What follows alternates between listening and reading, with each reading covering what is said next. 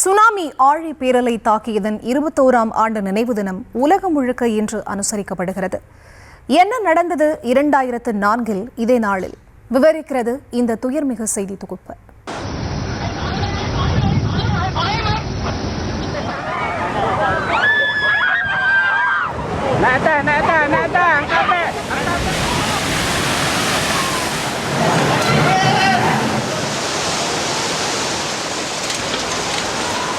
சரியாக 21 ஆண்டுகளுக்கு முன்னர் இதே நாளில் எழுந்த ஆழி பேரலைதான் பல்லாயிரக்கணக்கான உயிர்களை காவு வாங்கியது.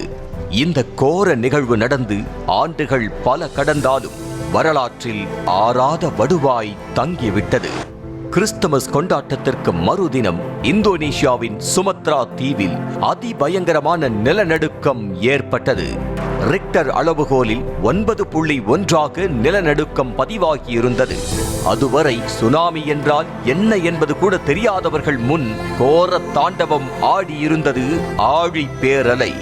வரலாற்றில் அதற்கு முன்னர் எந்த சுனாமியோ திடீர் இயற்கை சீற்றமோ இத்தனை பேரை பலி கொண்டதில்லை.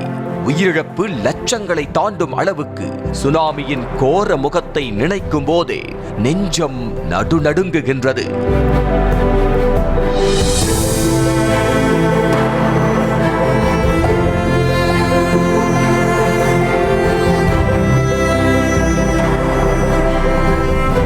இந்தோனேஷியா, தாய்லாந்து, மலேசியா, இந்தியா, இலங்கை உள்ளிட்ட 11 நாடுகளில் 2,30,000 பேரை ஆழி பேரலை பலி கொடுத்தது. தமிழ்நாட்டின் கடலோர பகுதிகளான சென்னை, கடலூர், வேளாங்கண்ணி, நாகை, கன்னியாகுமரி ஆகிய பகுதிகளில் மட்டும் 7,000 பேர் உயிரை விட்டனர். ஒட்டுமொத்தமாக இந்தியாவில் மட்டும் 10,000த்திற்கும் மேற்பட்டோர் சுனாமி தாக்கி உயிரிழந்தனர். பல்வேறு நிவாரண பணிகளை அரசும் சர்வதேச தொண்டு நிறுவனங்களும் மேற்கொண்டாலும் ஆழி பேரலையால் பாதிக்கப்பட்ட மக்கள் இன்றளவும் அந்த துயரில் உழன்று கொண்டிருக்கின்றனர்.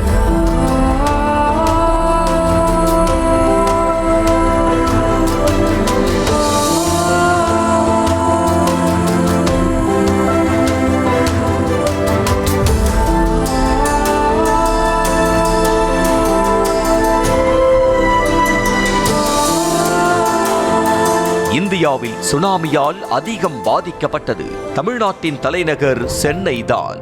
ஞாயிற்றுக்கிழமை அதிகாலையான அன்று கடற்கரையில் நடைபயிற்சி சென்றவர்கள், தூங்கிக் கொண்டிருந்த மீனவர்கள், கடற்கரையில் கடை வைத்திருந்தவர்கள் என நூற்றுக்கணக்கான மக்களை வாரி சுருட்டி கொண்டது ஈரமில்லாத அந்த சுனாமி.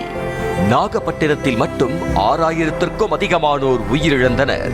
சென்னையில் 206 பேரும், கடலூரில் 610 பேரும் உயிரிழந்தனர். அதிகம் பாதிக்கப்பட்ட நாடான இந்தோனேஷியாவில் மட்டும் 1,67,736 பேர் உயிரிழந்தனர். 37,063 பேர் காணாமல் போயினர். மேலும் இலங்கை, தாய்லாந்து, சோமாலியா, மியான்மர் போன்ற நாடுகளில் 1000த்திற்கும் அதிகமானோர் உயிரிழந்தனர். இலங்கையில் 35,322 பேர் இறந்தனர்.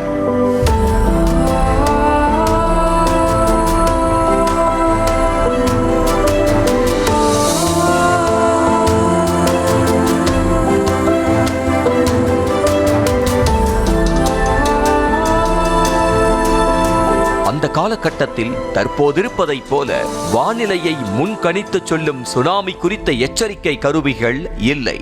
இந்த பெரும் துயரம்தான் இந்திய வானியல் துறையின் அடுத்த பரிணாம வளர்ச்சிக்கே காரணமாக இருந்தது. இந்தியாவைப் போல இந்திய பெருங்கடலை ஒட்டி உள்ள நாடுகள் சுனாமி எச்சரிக்கை கருவிகளை நிறுவி இருப்பதால் இனி இது போன்றதொரு பேரழிவு ஏற்படாது என நம்பப்படுகிறது. தமிழ்நாட்டில் ஏற்பட்ட சுனாமி பாதிப்பின் நினைவாக இந்த நாளை கருப்பு நாளாக மக்கள் அனுசரித்து வருகின்றனர். மீனவர்கள் இன்று ஒரு நாள் கடலுக்கு செல்லாமல் நினைவஞ்சலி செய்து வருகின்றனர்.